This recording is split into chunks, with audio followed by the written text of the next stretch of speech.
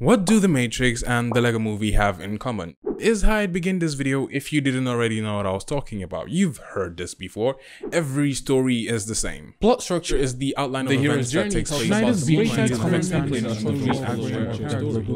It outlines 17 steps to tell this story. Listen up because this is going to be quick. Organizing a story into certain steps or beats to hit isn't exactly a concept that's revolutionary to writing. And some writers have created their own steps that others can follow, several of which I'm sure you've heard of. Tiny portion of the list, but one really isn't better than the other, and they're all essentially saying the same things just with different fonts. I copy my homework, bruh, but make it different. Pretty much, it's more about the one that works best for you and your style of writing. Why then does the title of this video say what it says? The answer, in part at least, is stagnation. And I'll get to that in a bit, but I want to make a point to emphasize I'm not saying you shouldn't use plot structures or story beats. In fact, I want to go as far as to say that it is impossible not to use them, even if you've never heard of them, even if you consider yourself more of a discovery writer or pantser. God, I hate that nickname. Sounds like you're pulling people's pants down in middle school. But what structures are trends, patterns that the storytellers saw in good works of fiction, keyword good, then decided to outline them. And you can write a good story that doesn't follow these beats. Something non-traditional, but you take out enough of them and your story stops being recognizable as what we as humans have come to understand as a story. It just becomes a disjointed series of events. And that's it right there. We've been staring good stories in the face long before we became writers. Which is why pantsers will still hit these beats regardless. Exactly, the natural ebb and flow of a story is already ingrained in us. And I'm not saying you should stop with what you've naturally learned from the sheer amount of fiction you've consumed. I'm a big advocate for the complete opposite actually. So we shouldn't consume copious amounts of fiction? No, I mean actively learning how to write, dumbass. Oh. But that brings me back to stagnation. When I was a wee little baby writer honing my skills, I was trying to write a good story following these patterns and structures. I mean, I doubt anyone has a structure next to them while they're writing, and I didn't need to. Like I said, it's already ingrained in us, and trying to write the way I naturally felt a good story should go just stagnated my work. I didn't really evolve as a writer for a bit, which is why I believe a much more effective way is to study the why. Okay, yeah, I don't get it. Why is this pattern common in what we consider good stories? Why do these trends appear in excellent works of fiction? Why does the same formula result in something that's bad when it's been done great other times? It's a learning the rules so you can break them sort of thing, except structures aren't really hard rules. There are no real hard rules in writing, more general rules of thumb. A story can technically hit all the good story beats and still absolutely suck. I say formula, but X doesn't always equal Y. This isn't mathematics. That's why having a command of why you're doing what you're doing instead of relying solely on instinct is so important. And studying the why can be done on 3 levels. There is a hierarchy for the storytelling patterns in terms of broadness of scope that goes structures for your story in general, archetypes, and then tropes. The third one being the most narrow formula, even right down to specific situations in the story. I believe the middle of the road with archetypes is where it becomes the most interesting, however. Fine, I'll buy. What are those and why are they interesting? Fantastic. An archetype can also be classified as repeated patterns in stories, but instead of being so vague that it can fit any story or constrained as hard as tropes that it can only fit into specific stories, I like to think of archetypes as different flavorings of structure. And that could be structure for a plot, character arcs, relationship, it goes on. It can be the disaster story archetype, the rom-com archetype, survival archetype. Also notice how this isn't the 7 story archetypes if you've heard about that before, the quest, rags to riches, because once again, I feel like that's too broad for what we're trying to do here. But let's break down the usual beats we see for the Chosen One archetype, the Lego Movie and the Matrix like I mentioned earlier. Oh my god, they're actually the same movie. Beat 1, almost always an underdog protagonist is introduced and they're usually unknowledgeable about the world around them or just don't belong. Beat 2, this is the first contact with the unfamiliar. There are many ways to do this, but they're usually forced into the situation. This beat might also be completely skipped sometimes as well. Beat 3, they get fully pulled into the world of the unfamiliar. And once again, this can be done many ways. This is also where they're likely to meet a mentor figure. 4, they begin to learn more about the world and what they have to do. They may or may not be told they are the chosen one. Beat 5, rise in action. The plot carries on. A lot of things can happen here. They're still learning. They might get a retelling of the prophecy or better understanding, most likely struggling with whether or not they believe they're the chosen one. Mentor probably dies, but it's mostly plot stuff that isn't necessarily chosen one centric. Beat 6, chosen one comes into their own as a chosen one and does chosen one things to save the day. I swear, if you say chosen one more freaking time. This archetype isn't always done this way, obviously. There can be tweaks here and there. Addition and removal of beats, you can take it to a completely different conclusion, but essentially this is a variation of the archetype. Also, notice how it's like a more specific version of the hero's journey. When I say plot stuff happens, that's where it becomes vague enough to fit different stories. Okay, I get what archetypes are, but why are they so interesting? Because they are writer's playground. Look at any fiction you think does a tired story really well, or a piece you think is incredibly self-aware, or that blends different genres fantastically, and just any well-written story, you'll find this concept at its core. That type of writing is hard to luck into. It requires you knowing exactly what you're doing, why you're doing it, and what effect you're trying to achieve. It's intentionally leaving out a beat to change the feel of a story for the better. It's mixing two different archetypes and knowing where to trim the fat so both of them hit and one doesn't really overwhelm the other. It's flipping a trope on its head, not just to subvert expectations, but to make a character arc that much more impactful. Alright, I hear a lot of theory, but how do I do that? How do I know what to tweak, what to leave out, when to add or subtract, where to trim the fat? A lot of it comes down to mileage. Write,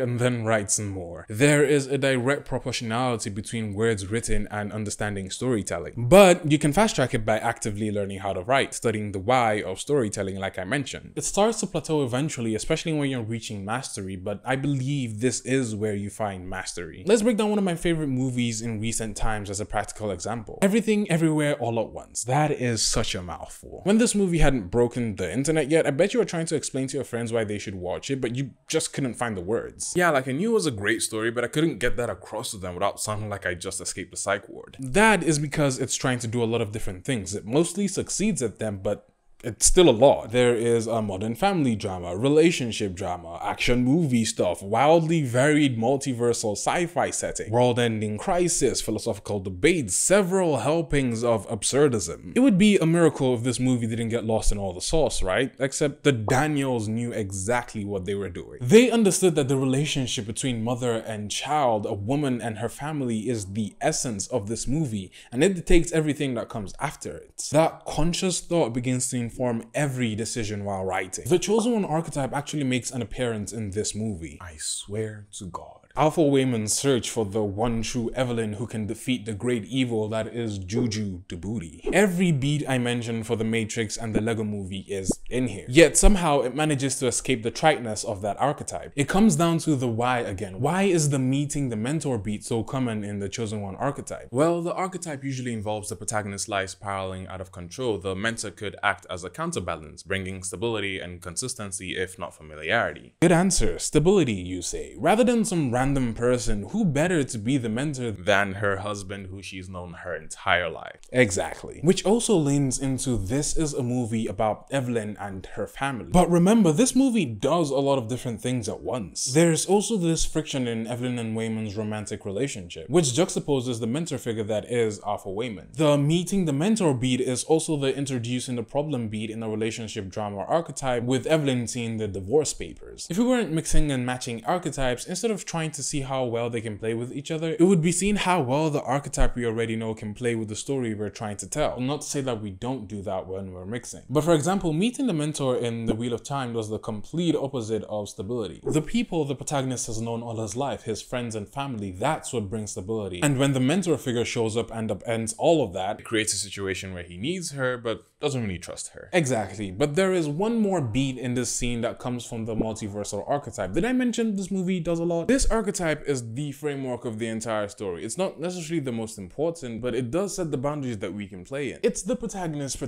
thing. Then someone, usually from another universe, shows up to tell them, hey, there's a multiverse if you didn't already know, and we need your help unless all of existence, yeah, that kind of goes out the window. We probably saw a prologue of them earlier. Yeah, and all of existence getting destroyed is usually the bad guy's plan or a byproduct of the bad guy's plan. You're starting to get it. Then it's doing some plot stuff on the original universe before having to go to another universe. And that's where the floodgates of multiple verses open up, though some are more multiple than others. Yes, I am here for all the shade. Then there's more plot stuff across different verses now. We stop the bad guy, save all of existence, And the protagonist probably loses the ability to access multiple verses. we have ourselves a multiverse story. Yeah, but once again, I want to make note that this is not the only multiversal archetype. Also, this is different from the parallel universe archetype, though there are glaring similarities. But that one is more contained since it's just two universes, so much smaller stories can be told. The reason things like world ending and all of existence feel baked into the multiversal archetype is because several universes opens up the world so much. It's definitely not impossible to tell a smaller story, but it's not as easy. Going back to the movie with the title I Refuse to Say Every Time in full, you could have just said it then. The previous scene we were talking about with the meeting the mentor and the introducing the problem also has the beat where the floodgates of multiple verses begins to open up. Okay, let's play a game. Why is it there over anywhere else, and did they modify it to fit the story better? Well, we have the introduction of the relationship problem contrasting meeting the mentor. If you want to understand what the multiverse floodgates brings to the story, we need to understand what it does for stories in general. Okay, there's the fact that it makes the landscape of the story much larger, kind of like you said. It also sends the characters into unfamiliar territory. What I'm hearing is a lot of this is new to the protagonist and probably isn't good for them. Which means it sides with introducing the problem, further contrasting meeting the mentor, pushing it to the extreme at this point. But I think it also enhances the mentor relationship because it makes the unfamiliar situation that much larger, creating a higher need for the mentor figure, a higher need for stability. Right on the money. The movie also changes the last beat in the archetype, which is the protagonist losing the ability to tap into multiple verses. It's the QED getting destroyed, it's Caroline yeeting the key into the well. It's not usually a very important beat, but it becomes one in Everything Everywhere because the writers flipped the beat on its head and let her keep her powers. Why does this beat need to be here? Can it serve the story better if it's changed or removed? Yes, I still have access to the infinity that is the multiverse, but I'd rather be here with you. There are a plethora of these throughout, but I want to make another point to say that it's fun to pick this apart after the fact, but no one is keeping all this in their head while they write. I sure as hell don't. I would actually sell my left kidney to be in the writer's room as they came up with this script. I'm sure it was a lot of adding on to jokes till they got to such a ridiculous place and a lot of, what if we did this instead? But they're not just throwing stuff on the wall and hoping it sticks. Once again, it's mileage, where the storytelling instincts meets writing experience to create intuition. I'm pretty sure I stole that from an anime.